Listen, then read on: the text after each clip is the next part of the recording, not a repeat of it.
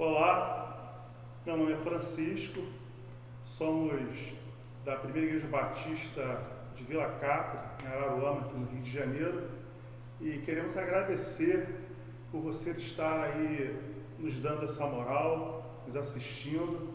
Estamos aqui terminando uma tríade sobre fé, esperança e amor, inspirada aqui na carta de 1 Coríntios 13, versículo 13, quando o apóstolo Paulo, ele aborda de maneira muito singela, mas muito importante, falando assim: agora, pois permanecem a fé, a esperança e o amor. Estes três, mas o maior destes é o amor. Então, nós estávamos já conversando aqui, antes dessa gravação, e a gente vai dar continuidade à nossa conversa, de maneira bem descontraída. Quem quiser ir ao banheiro, fica à vontade. Você que está aí na sua casa, aumenta o seu som quando você for ao banheiro. Meu nome é Francisco, estamos aqui com o Paulo, o Hélio, somos facilitadores da escola bíblica aqui em nossa igreja, e esquece essa figura de professor, porque nós temos muito a aprender com você que está aí do outro lado, com os nossos irmãos, nos nossos encontros, quando assim nós pudermos fazê-los novamente. Então, nós vamos falar sobre amor, e longe de cada um de nós aqui, certo? Sequer imaginar esgotar esse assunto, porque não tem como esgotar, né? O amor, você vai ver na literatura, nos filmes, nas músicas. O amor não acaba, né? Não acaba, né? Então não seria eu aqui, um simples marinheiro, que teria condições de esgotar esse tema. Tem gente muito boa por aí, gente muito melhor do que nós abordando o tema, mas nós vamos aqui trabalhar na ótica daquilo que a Bíblia nos ensina no Antigo e no Novo Testamento. Então, fique atento aí, esteja com a sua Bíblia aí, sua canetinha, um papelzinho, e depois que você encontrar o Hélio ou o Paulo na rua, vocês perguntam a ele as suas dúvidas, tá bom? Não perguntem a mim, não. Vamos lá, pessoal. Já falamos que esse é o nosso último tema, né? Nessa carta, e iniciamos com fé, e todos concordamos aqui que a fé seria o alicerce de tudo isso que estamos abordando aqui. Tanto é que o apóstolo ele começa, falando: agora pois permanece a fé. Ou seja, tudo vai passar, meu irmão, mas a sua fé, ela vai permanecer, porque a fé, ela é o alicerce. Nós estudamos isso em Hebreus, quando falamos que a fé é o firme fundamento das coisas que não se veem, a prova das que se esperam. É isso aí mesmo. Você que vive de fé, que é da comunidade da fé, você sabe que você não é um camarada normal. A gente anda na contramão do mundo, é coisa de doido mesmo, Porque você pode pensar assim: poxa, fé, a certeza das coisas se esperam. É pela fé que a gente consegue isso, não é isso? E ainda abordamos na escola passada a esperança, vamos trabalhar dessa forma: fé, esperança e amor.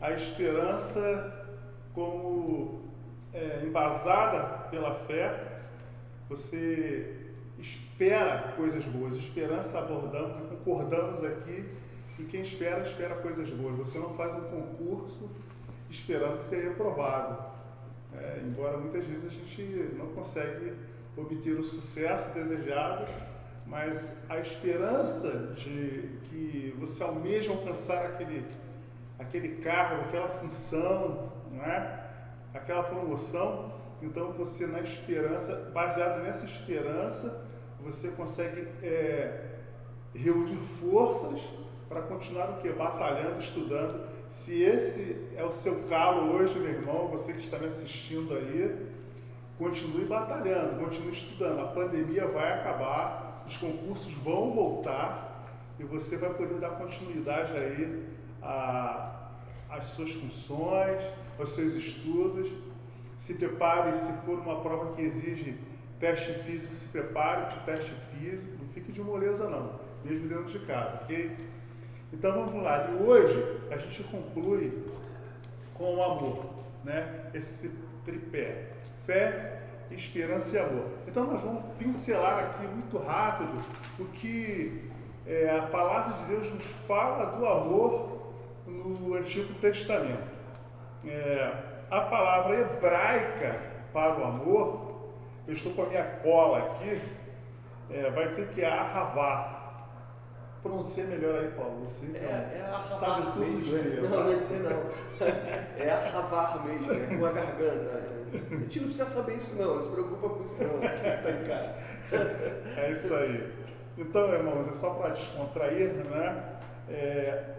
Ahavá, ele aborda o amor no Antigo Testamento, é uma única palavra que vai abranger todas as facetas, podemos dizer assim, da vida. E a gente vai observar lá, por exemplo, o amor entre filhos, né? Que está lá em Gênesis 22, 2. Pode ler para a gente, Érico. Você já separa aí, Paulo, Samuel. o amor entre amigos íntimos, né? 1 Samuel, capítulo 18, verso 1. Lê aí, Érico, para a gente.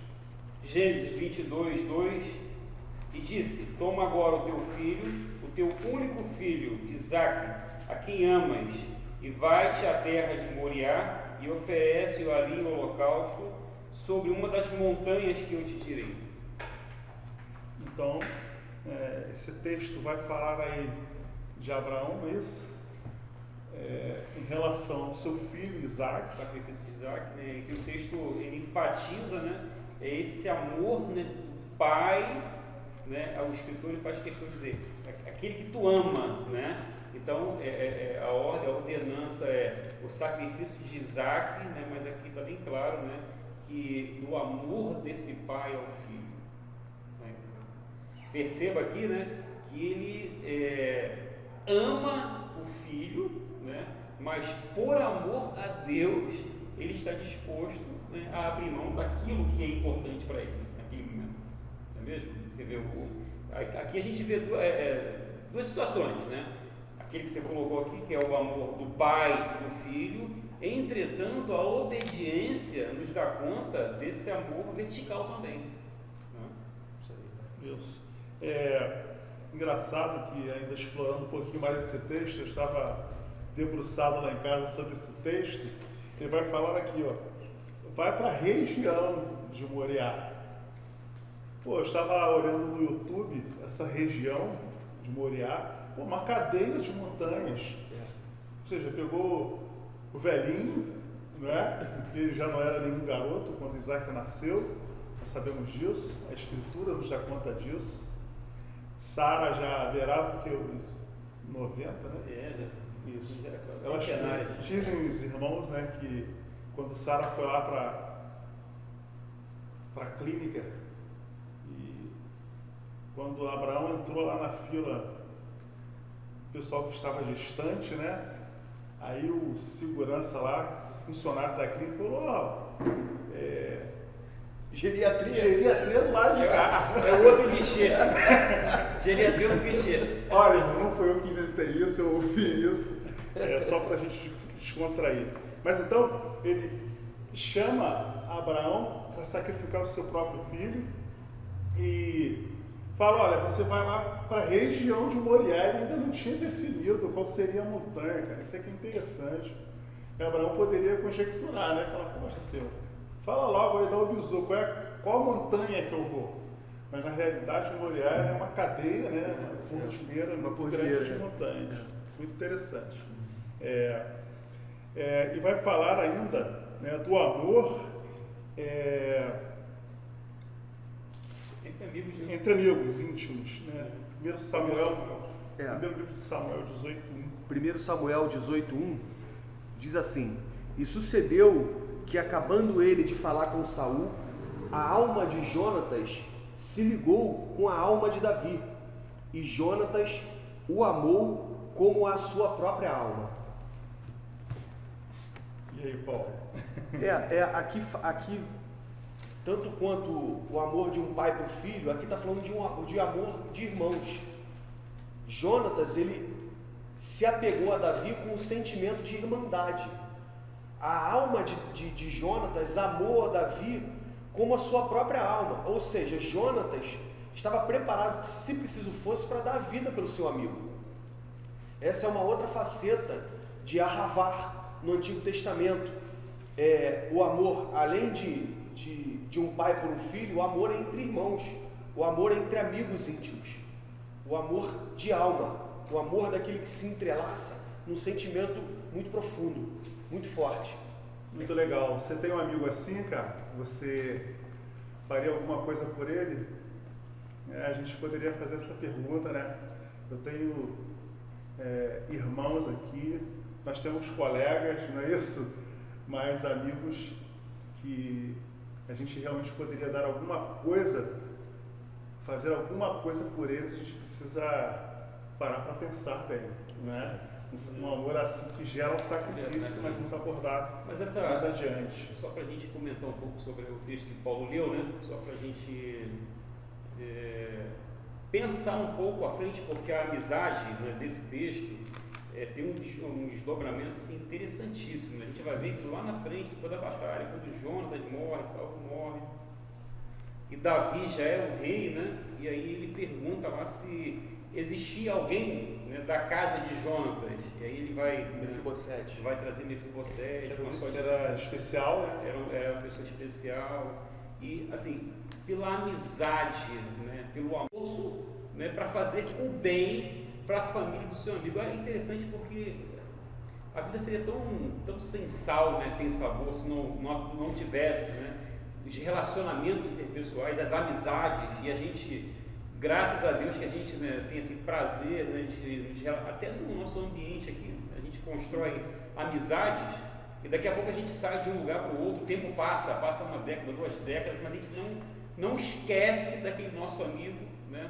E é legal que todas as vezes, né, que a gente pode, assim, empreender um esforço para ajudar esse amigo ou alguém da família, a gente faz com prazer, né? Exatamente. Tipo assim, fulano está precisando de alguma coisa, procura o Hélio, conheço o Hélio, ele está morando lá em Araruama, bate na porta dele. Em um determinado local. Não é? Por quê? Porque por conta desse amor, né, bíblico que a gente vê aí, que nos faz, né, abrir mão, às vezes, até de interesses pessoais para ajudar aquela pessoa. Né? Enfim, vamos estar continuando. Desculpa, essa coisa tem um quê de gratidão também. Certo. Porque Jonatas, ele salvou a vida de Davi. Num determinado momento, Davi estava para ser assassinado e Jonatas entrega para ele. Diz, você vai ser assassinado. Meu pai está tentando contra você. E aí Davi, eu acredito que também por uma questão de gratidão. Porque quem ama é grato. Quem ama é grato. Eu aprendi uma coisa, quando estava no seminário, que pedir é carnal. Você quando nasce, você nasce pedindo. Quando você sai do ventre da sua mamãe, saiu do ventre da sua mamãe, e o médico bateu no bumbum, a criança chora, não chora? Ela não está chorando para mamar, ela está chorando para voltar para o útero. Ela estava melhor do que aqui fora. Então já está pedindo. Agora, agradecer não, agradecer é espiritual. Agradecer se aprende. Pedir não, pedir a gente já nasce sabendo. É engraçado, é interessante, né? Porque você vê a atitude de Davi, uma atitude de alguém grato. Sim. De alguém que amava com gratidão, com amor. Pessoal, essa história do rei Davi, essa amizade bacana com Jonas, vale muito a pena você conferir aí em casa, com calma, ler os textos, né? Pode começar aí pelo capítulo 18, onde Davi ele vai lá, conversa com Saul e a partir daí eles fazem esse laço de amizade. Vale muito a pena você conferir toda a história, né? Tem todo um aparato muito bacana aí do amor de Deus nessa família. E o Velho Testamento ainda fala do amor entre o casal, né? O amor entre o casal. lá em Cantares, o Cântares, né? 1:13. Eu coloquei um 3 porque ele tem a ver também, mas eu vou ler os dois. Em 3 diz assim: a fragrância dos seus perfumes é suave, o seu nome é como perfume derramado, não é à toa que as jovens o amam, não é? E o 13 vai falar: o meu amado é para mim um saquetel de mirra, posto entre os meus seios. O meu é a esposa falando para o marido. Isso é muito legal. Aproveite esse tempo em casa, não é? Já a quarentena virou só apelido, né? Tem mais do que quarentena, tem mais de 60. Eu não sei quantas tenas vão ter mais à frente, mas aproveite esse tempo em casa com a sua família, com a sua esposa, aproveitar, né, esse ensejo para incentivar isso, porque temos tido notícias de muitos matrimônios desfeitos durante esse período, né? Muita discórdia entre as famílias. Então, aproveite esse tempo, meu irmão, para amar a sua esposa, amar a sua família.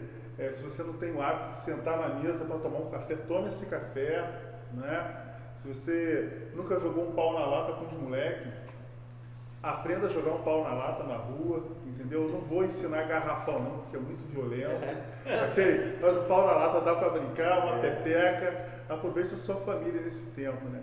Eu sei que você não pode ficar saindo muito, mas no quintal vale a pena também. Arruma aquela cabana lá com a sua filhinha, né? Né, Paulo? Maitê está aqui assistindo, ó. Forra aquele lençol, uma cama na outra, faz a cabaninha, um piquenique ali embaixo. Todos os dias as formigas comem biscoito, não tem problema não, mas vale a pena, né? E para a gente fechar aqui o Novo Testamento, tem texto ainda do Antigo Testamento. Do Antigo, né? Testamento. Do Salmo 119, 140. Leia para mim, Paulo. Leia agora. E leu 109, 21. Sim. Que Salmo 119, 140 fala do amor à Escritura, do amor à palavra, isso, né? Isso. Salmo 119, versículo 40. Então vamos nós. Salmo 119, versículo 40 diz o seguinte: eis que tenho desejado os teus preceitos, a tua palavra, vivifica-me por tua justiça. A tradução... Perdão, pessoal. Eu estou no Salmo 119, 40. O 140, o 140 diz o seguinte: a tua palavra é muito pura, por isso o teu servo a ama. Olha só que legal. Isso, né? A tradução, né, que eu escrevi, né, eu transcrevi aqui, diz: a tua promessa foi plenamente comprovada e por isso o teu servo a ama. Ou seja, a promessa, a própria palavra, né, de Deus. Muito bacana. E o seu texto aí é Salmo 109, 21. Ok? É isso? Isso. Mas tu, ó Deus, o Senhor, trata comigo por amor do teu nome, porque a tua misericórdia é boa. Livra-me. Isso daí vai falar do amor de Deus, né? Da justiça de Deus, que Deus faz ao homem por amor dele mesmo. Por amor dele mesmo. Olha só que interessante, né? Deus te criou, né, como obra criada por Deus, e por amor a isso, né, não tem a ver contigo, cara. Não tem a ver comigo, né, não tem a ver conosco. E você vê como essa palavra ahavar, como a palavra amor no Antigo Testamento é rica. A gente já abordou os tópicos relacionais, o amor de Deus, do pai pelo filho, o amor de amigos, de irmãos, o amor de um homem por uma mulher, que o livro de Cantares é a relação de amor de Salomão com Sulamita. E agora nós estamos vendo amor à Escritura e amor à justiça que Deus faz por amor dele mesmo. Então olha quantas facetas, né? Quanta riqueza há nessa palavra, né? Muito bacana. E por último, né, Levítico 19:34 vai falar do amor, né, em relação à justiça feita pelo homem ao seu próximo. É isso? O estrangeiro, Levítico 19:34, o estrangeiro residente que viver com vocês deverá ser tratado como o natural da terra. Amem-no como a si mesmos, pois vocês foram estrangeiros no Egito. Eu sou o Senhor, o Deus de vocês. Olha só que interessante, né? Olha, se eu cuidei de vocês lá no Egito, vocês eram estrangeiros lá. Vocês não queriam ser bem tratados lá, agora vocês tratam aqueles que estão entre vocês. Tem muita lição para a gente também. Né? E a própria palavra de Deus diz, eu não tenho endereço aqui em mente, se vocês lembrarem, vocês podem falar, que por conta, às vezes, de recebermos pessoas em nossa casa, nós acolhemos anjos. Isso. Né? Não sei qual é o endereço aqui do texto, mas vai falar que muitas vezes acolhemos anjos em nossa casa. Então você deve e pode tratar, né, o estrangeiro.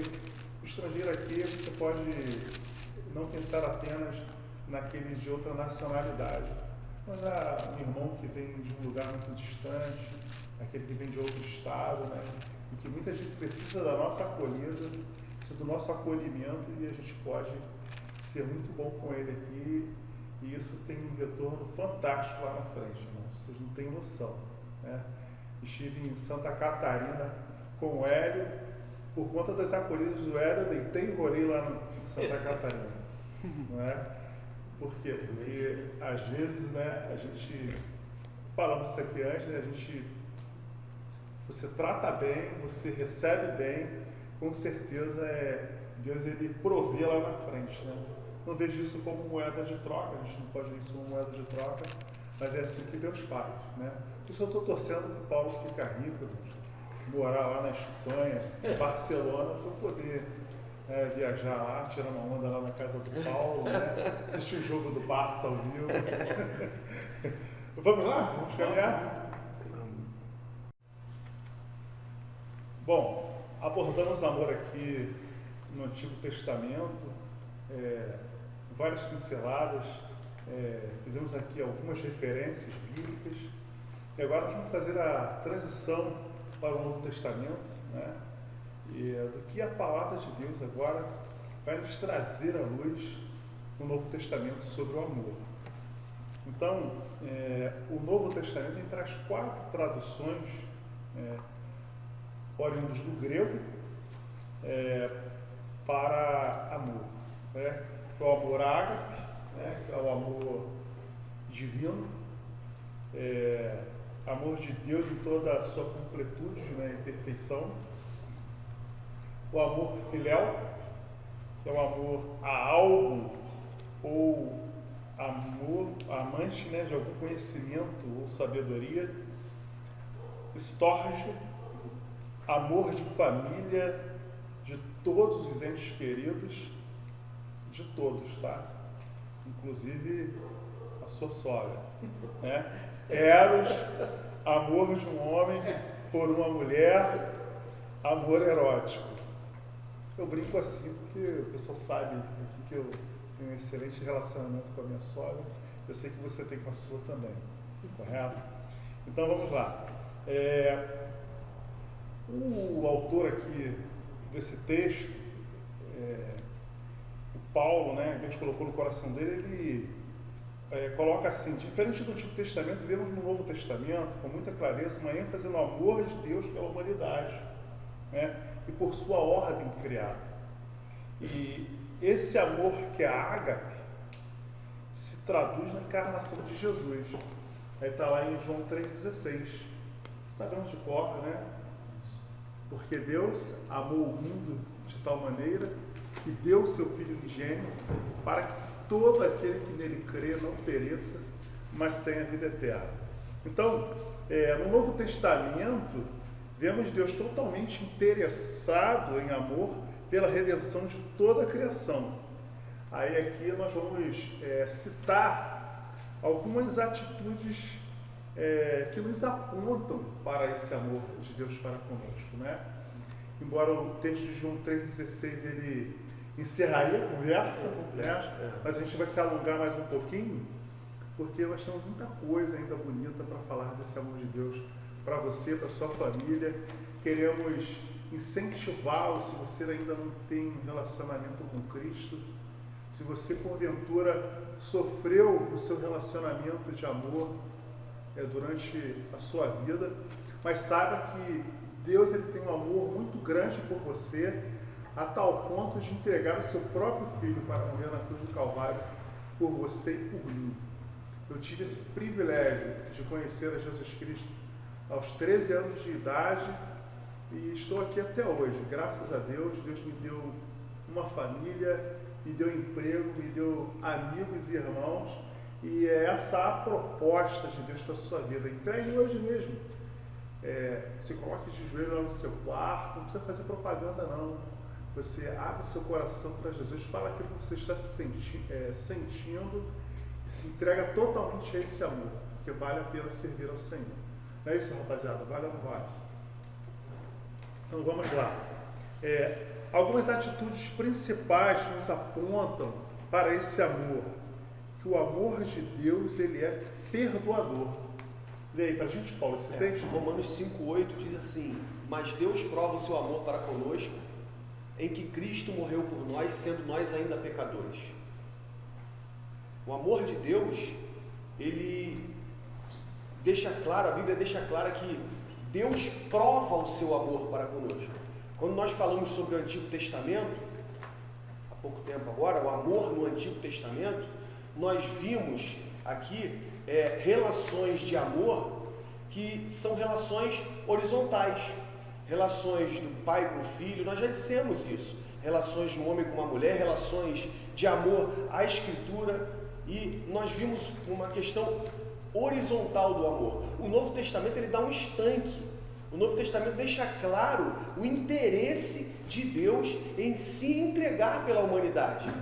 Esse amor deixa de ser só horizontal e ele passa a ser vertical. Deus, ele encarna, como diz a Escritura, em Jesus, e em Jesus é revelado pelo Espírito o amor do Pai. Por isso a Escritura diz: mas Deus prova o seu amor para conosco, em que Cristo morreu por nós, sendo nós ainda pecadores.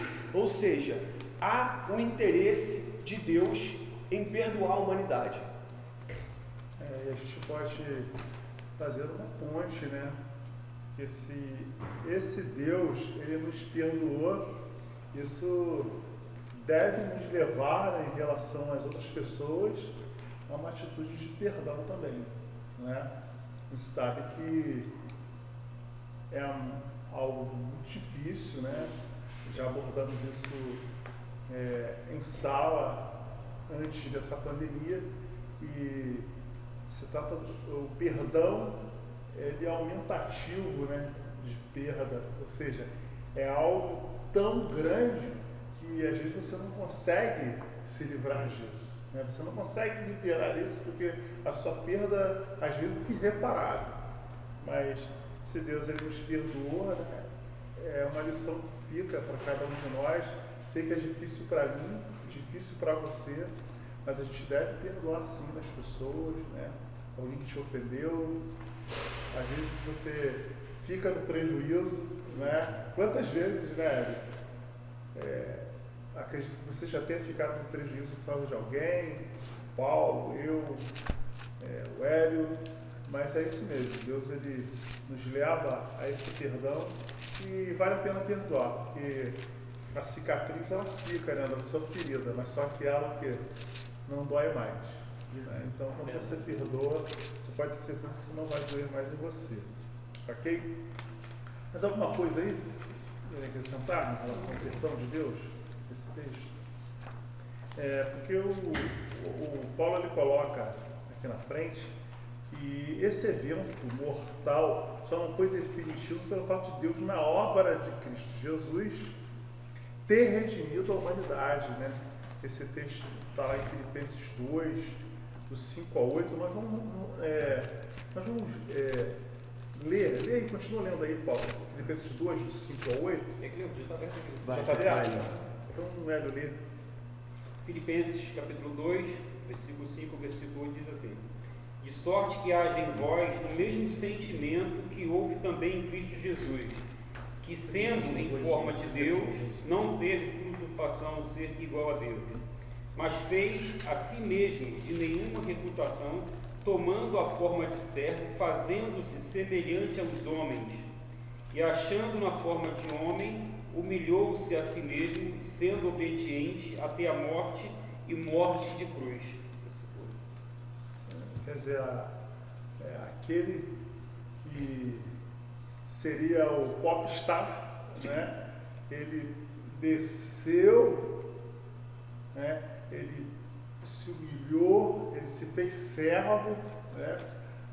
Lá em João, logo no início, né? No capítulo 1, quando fala que no princípio era o verbo, né? O verbo estava com Deus, o verbo era Deus, vai falar o quê? Que ele estava no princípio com Deus, mas o verbo se fez carne e habitou entre nós. Ou seja, foi essa entrega, né, que o Senhor Jesus fez E é justamente por cada um aqui, de nós.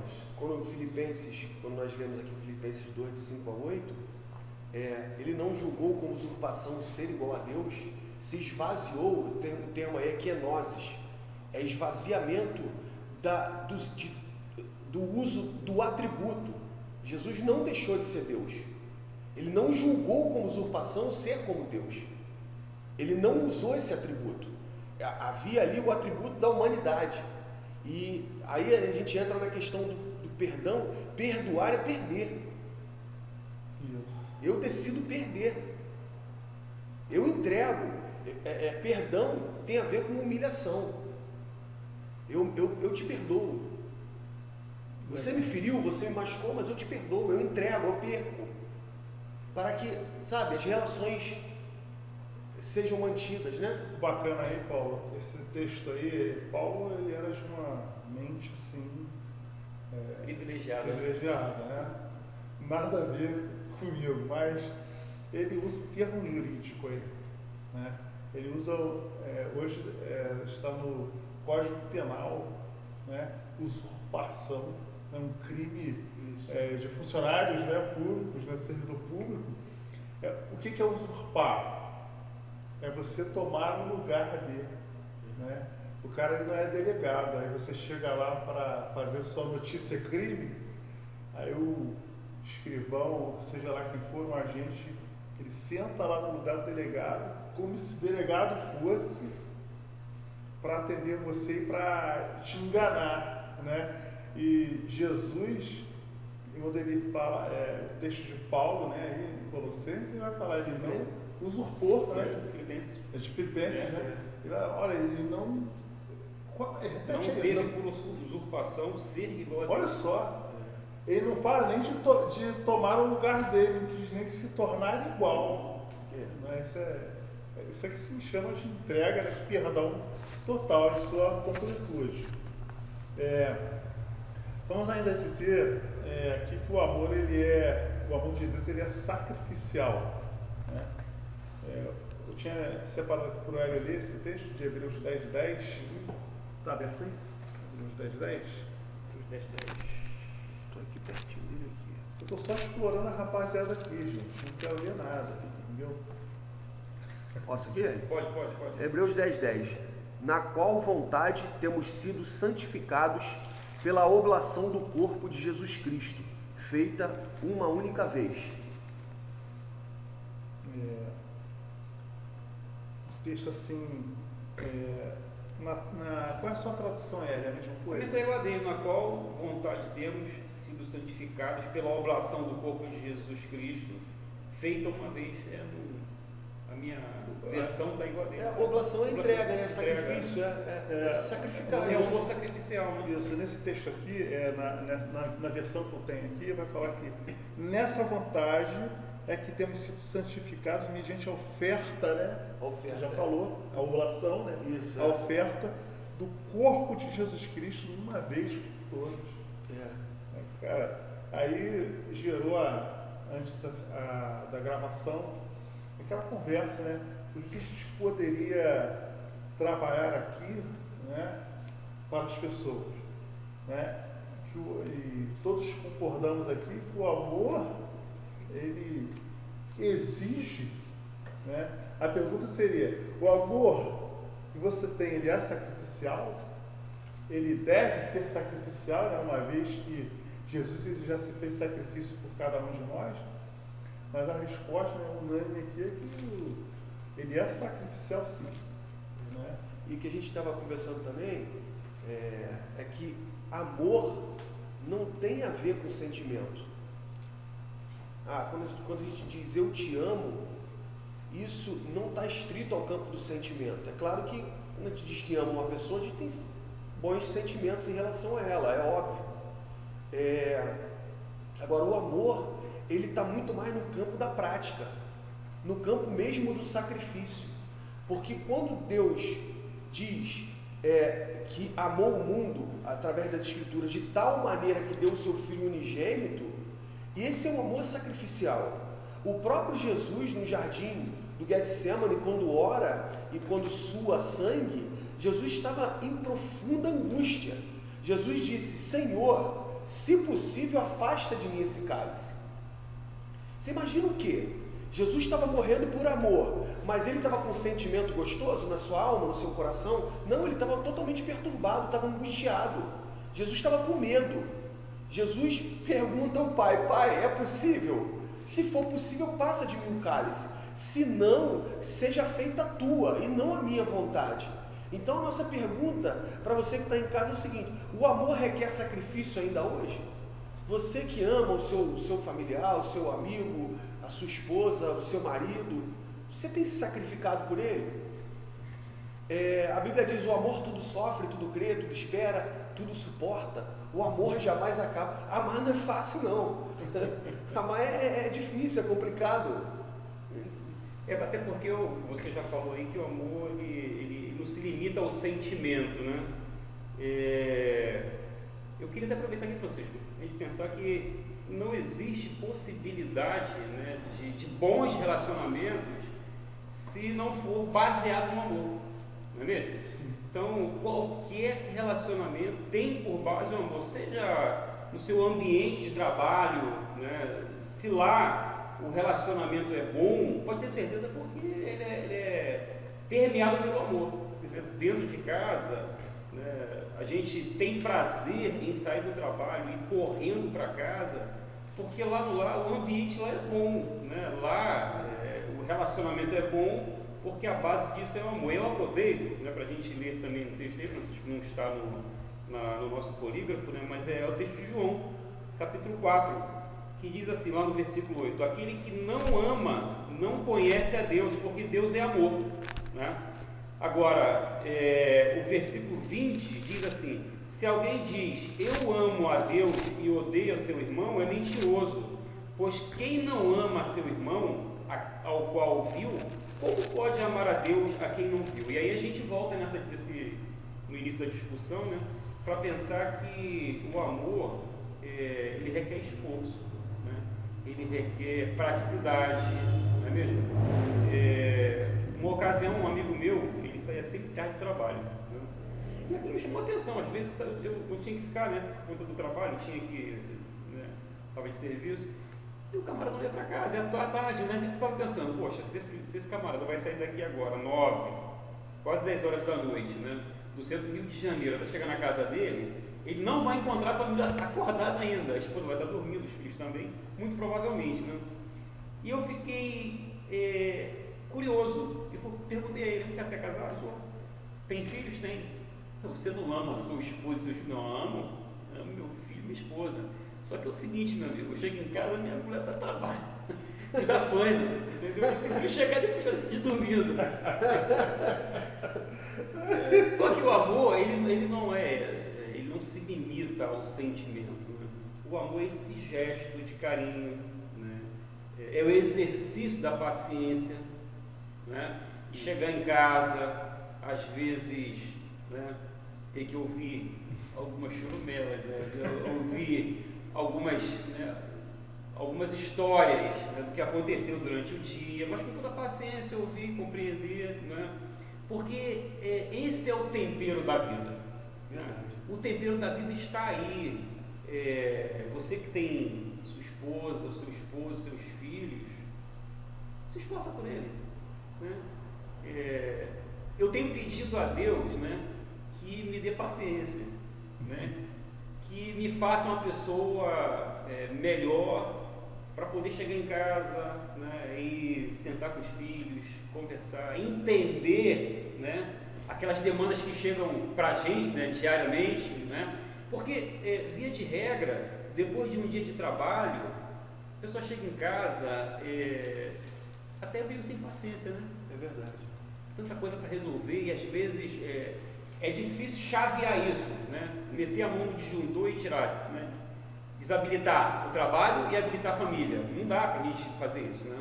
Mas é essa questão do exercício, a gente enxergar que esse ambiente do lar, eu falo do lar, mas como eu falei aqui, que o amor é a base de todo relacionamento, e aqui o texto fala o seguinte, a gente precisa amar a Deus, mas isso não é possível se a gente não amar aquela pessoa que está ao nosso lado, a pessoa que a gente vê diariamente, a pessoa que a gente convive diariamente. Eu estou citando família aqui, mas eu quero dizer também que aquele vizinho do lado, aquela pessoa que convive conosco no ambiente de igreja, que às vezes, né, a gente já até o classificou como uma pessoa, né, espaçosa, não quero chamar de chato não, né?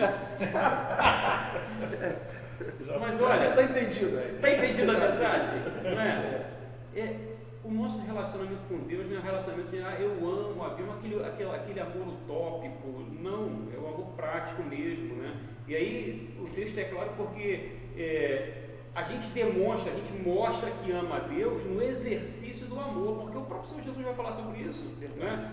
Quando ele conversa com os 70 lá e fala assim, peça ao Senhor da Seara que mande trabalhadores, porque olha, o trabalho é árduo, tem muito trabalho, a seara é grande, poucos são os trabalhadores. Ele vai falar o seguinte, vai lá, leva a palavra de salvação, mas leva também aquilo que eles estão precisando, né? E esse relacionamento de amor tem a ver com isso, com a gente enxergar o nosso próximo, né, com toda a sua necessidade. Às vezes, a gente estava conversando com isso, sobre isso, né, no início aqui, é a gente tirar um pouco do holofote de nós mesmos, nosso olhar, né, de nós mesmos, das nossas necessidades, e conseguir enxergar aquelas pessoas que estão ao nosso lado, né? E olha como isso é gratificante. Às vezes a gente abre a despensa e pensa assim, poxa, eu só tenho 1 quilo de feijão, se eu dividir no meio, pode ser que me falte no próximo mês, sendo que aquela pessoa que está ao nosso lado, ela não tem nem 100 gramas, a necessidade dela é premente, é para agora, não é? E esse amor sacrificial, esse amor que quer de nós atitude e esforço, né, nos leva a pensar e pensar nessa pessoa como nós mesmos, sentir a dor dela, positivo, né? Sente a dor daquela pessoa e aí a gente, né, compartilha o pouco que a gente tem com ela. E como isso é gratificante, né? Como é legal quando a gente chega na cama e coloca a cabeça no travesseiro, né, e se lembra do sorriso da pessoa, da gratidão dela. Poxa, se não fosse esses 500 gramas de feijão, eu não teria o que comer nem meu filho, não é? E aí a gente lembra do texto e o nosso coração fica confortado, o nosso coração fica alegre, né? O nosso coração consegue se alegrar, porque antes ele alegrou o coração de Deus, né, num gesto prático de amor. Não é mesmo? É aquela coisa do Novo Testamento que está implícita no Antigo Testamento, não está ausente, mas está explícita no Novo, que é a questão perpendicular. Você que recebeu de Deus todo esse amor gracioso, esse amor sacrificial, esse amor de entrega, porque recebeu, transmite. A gente só pode dar o que recebe, não é verdade? E o amor sacrificial, ele é o amor daquele que se deixa afetar. Quem ama se deixa afetar. Quem ama é afetado. Quando nós temos filhos, nós três aqui, você que está em casa, com seu filho, com sua esposa, com seu marido, com sogra, com quem quer que você ame, você se afeta com essa pessoa. Nossos filhos ficam doentes, nós ficamos afetados. Nosso irmão passa necessidade, nós ficamos afetados. Quem ama se abre a individualidade do próprio coração. Jesus fez isso, só que tem que estar disposto a correr risco. Quem ama se afeta, mas corre riscos. E não importa se eu estou correndo risco, importa que eu amo. Aí é que está a gratuidade do amor. Eu faço não esperando retorno. Jesus, ele se entregou, ele no momento de sua morte, na noite em que ele foi traído, Na noite em que ele foi preso, os discípulos debandaram. Judas o traiu, Pedro o negou, e os outros, como eu vou usar o termo que o Chicão usaria, meteram o pé. Foram embora. Jesus foi traído, mas Jesus ainda assim continuou amando. E Jesus os perdoou. Então, você está disposto a amar e se afetar pelo outro? Amor sacrificial é quando você está disposto a se afetar. Teu filho errou? Perdoa. Conversa. Sua esposa errou? Perdoa. Volta para casa antes deles dormirem. E trava a relação de afeto, que nós vamos ser mais felizes assim. E haja papo, né?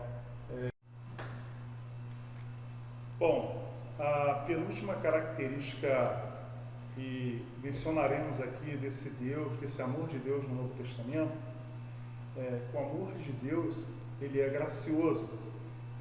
Está inspirado naquele texto lá de Lucas, capítulo 18, do 9 ao 14, que aborda a questão do fariseu e do publicano, não é? O fariseu, com toda a sua arrogância, eu até separei o versículo 11, que ele diz assim: o fariseu posto em pé orava para si mesmo, dessa forma: ó Deus, graças te dou porque não sou como os demais homens roubadores, injustos e adúlteros, nem ainda como este publicano. E ele começa a mencionar: jejuo 2 vezes por semana, dou o dízimo de tudo quanto ganho. Então, e o publicano, por sua vez, na sua oração, como Paulo falou aqui anteriormente, ele é incapaz até de levantar a cabeça, né? Fala: olha, eu não posso falar nada, eu sou indigno. E esse texto, ele vai nos levar a pensar que o amor de Deus, ele foi tão de graça para nós, que não depende em nada de nós. E tem uma canção que a gente canta na igreja aí de vez em quando, eu não vou me arriscar a cantar, não quero espantar você que está aí nos assistindo, mas vai falar que nós não podemos fazer nada para que Deus nos ame mais, não é isso?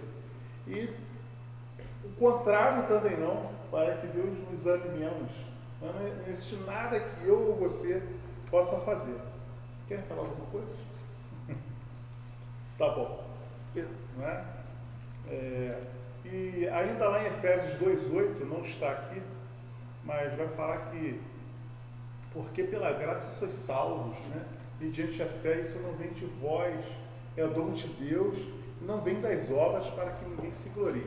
O apóstolo Paulo, ele menciona isso tudo para dizer que nós não temos nenhuma gerência sobre o ato da salvação, né? Graça, perdão e merecido. É isso que nós temos de Deus.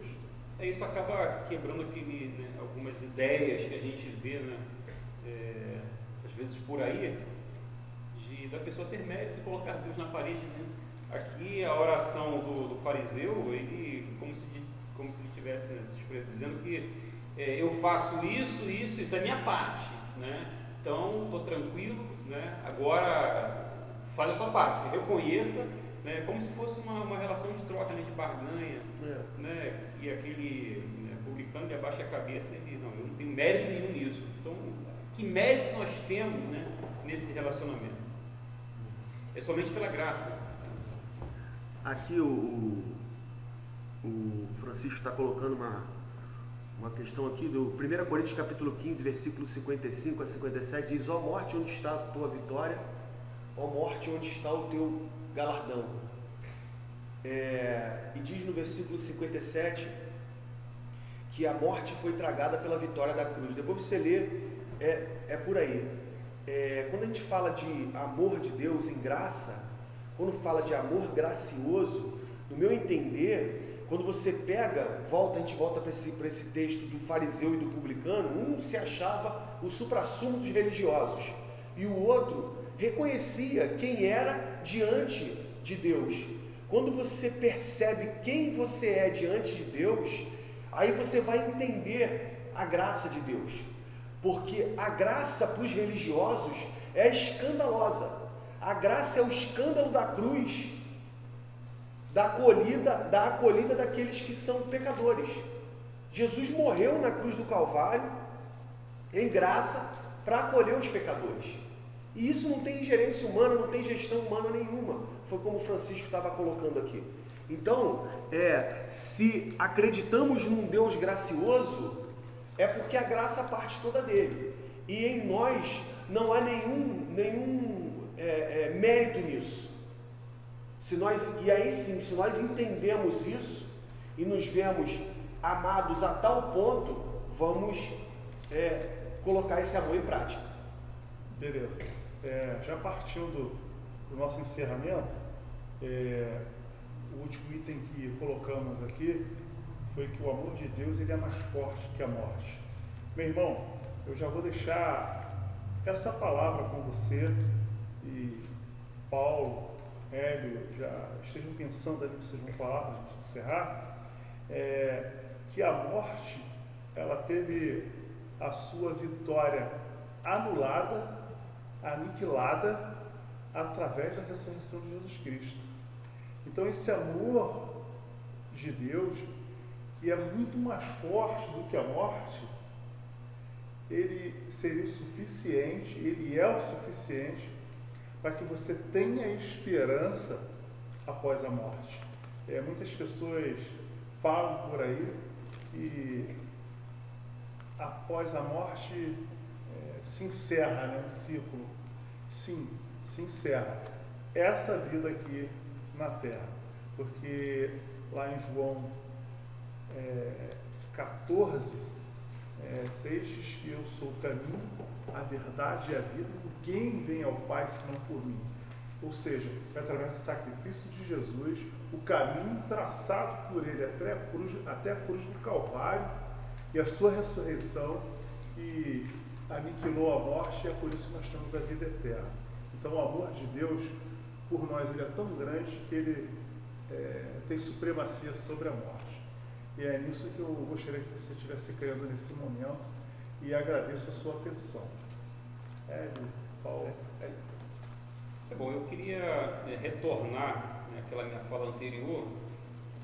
Infelizmente, nós estamos começando aqui no início, o Gustavo lembrou de um retiro que a gente participou da Escola Naval lá no Rio de Janeiro, e uma pessoa falou o seguinte, que hoje o amor está banalizado, não é mesmo? Talvez o amor seja justificativo, né, Gustavo? Para quê? Com um monte de coisa errada, não é mesmo? Mas a gente tratou aqui, queria que você, na sua casa, pegasse esse texto, relesse, tem referências bíblicas aqui, e a gente está falando de um amor, um amor genuíno, um amor prático, um amor que ele se cumpre no Senhor Jesus. Deus ele amou a gente de uma tal forma que deu o seu próprio Filho. Não existe possibilidade de bons relacionamentos se não for baseado no amor. Eu queria que você, dentro da sua casa, dentro do seu lar, reunido com a sua família, pensa no esforço que você precisa fazer. O amor ele tem essa cota de sacrifício. A gente falou sobre o amor sacrificial, o esforço, mas o amor, eu queria deixar a seguinte mensagem: o amor é prática, o amor é um gesto de carinho, é uma gentileza, o amor é o exercício da paciência, o amor é a gente olhar para aquela pessoa que está ao nosso lado, mas de forma nivelada, não para baixo, mas no pé de igualdade, conseguindo enxergar nessa pessoa talvez aquilo que muitos olhos não enxergam, mas com o olhar de Deus, Deus olha para a gente e Ele olha para o nosso interior, Ele consegue ver a nossa necessidade, a nossa carência, e por seu infinito amor, Ele supra essa carência, supra essa necessidade.